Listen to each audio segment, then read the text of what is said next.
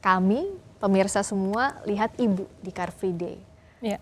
Berdiri tegar Ya. di antara banyak orang. Ditegar-tegarkan itu, Mbak.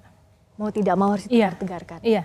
Membawa tulisan besar sekali. Ya. Tolong anakku butuh ganja medis. Ya. Kenapa, Bu? Jadi sebetulnya saya berjalan ke MK itu karena ingin meminta keputusan kepada MK. Sudah 2 tahun kami memohon, Mbak, untuk peninjauan kembali ganja sebagai obat.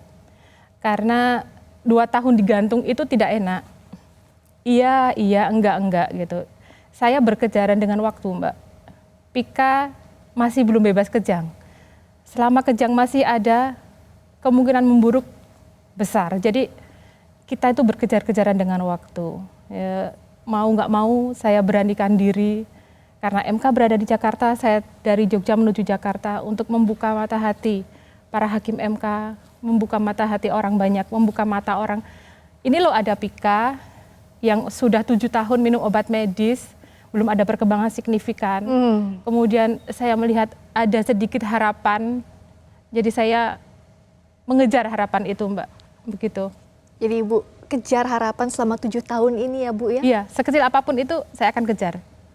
Bu, maaf saya harus tanya sama Iya. Ibu. Ibu boleh cerita awalnya Pika bagaimana sampai sakit, sampai dengan kondisi sekarang ini? Oke. Pika awalnya sehat kah? Sehat. Jadi Pika lahir 25 September tahun 2008 dengan cukup bulan, lahir dengan 3,4 kilo beratnya, dengan sehat, perkembangannya bagus, seperti anak-anak yang lain.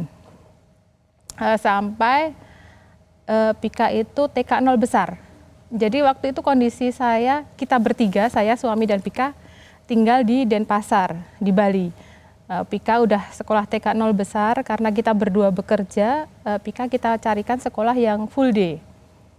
Kemudian di sekolah itu dia sering sakit, menjelang mau lulus TK. Jadi sering muntah, pingsan di sekolah, kemudian kita ditelepon. Ibu, Pikanya sakit, tolong dijemput. Kita ke sana, ambil Pika, bawa pulang. Nanti sehari, 2 hari sehat, berulang seperti itu kejadiannya. Nanti berapa minggu lagi sakit lagi gitu. Tapi saya belum pernah ada kepikiran bawa ke dokter, karena kan kita pikir kecapean, masuk angin, karena kemudian segar lagi. Gitu ya, Bu? Iya, terus segar lagi gitu loh, Mbak. Jadi kemudian baru muncul kejang hebat. Waktu itu kita bawa langsung ke rumah sakit, opnam 1 hari pulang. Jadi dari rumah sakit juga waktu itu belum ada pemeriksaan EEG dan CT scan dan lain-lain. Kemudian muncul kejang lagi, kemudian saya bawa ke dokter spesialis saraf anak, waktu itu di Denpasar. Sejak saat itu Pika mulai minum obat kejang. Kemudian itu tahun berapa, Bu? Sekitar 2015-an awal mungkin ya. Jadi sejak saat itu Pika minum obat kejang. Tetapi seiring itu kemampuan motoriknya menurun, motorik kasar, motorik halus menurun. Jadi di sekolah dia udah mulai nggak mau megang pensil. Jalannya juga sudah susah. Jadi kemudian saya juga lakukan terapi. Dari di Bali itu saya sudah melakukan terapi. Fisioterapi, ke klinik tumbuh kembang juga sudah.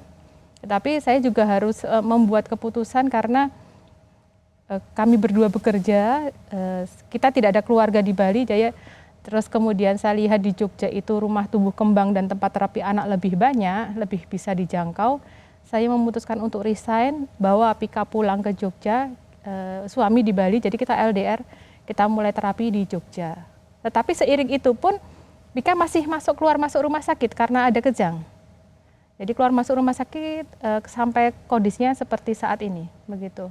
Jadi gejalanya itu kejang muncul terus berkala ya, Bu? Iya. Sampai akhirnya terus menurun. Iya, iya.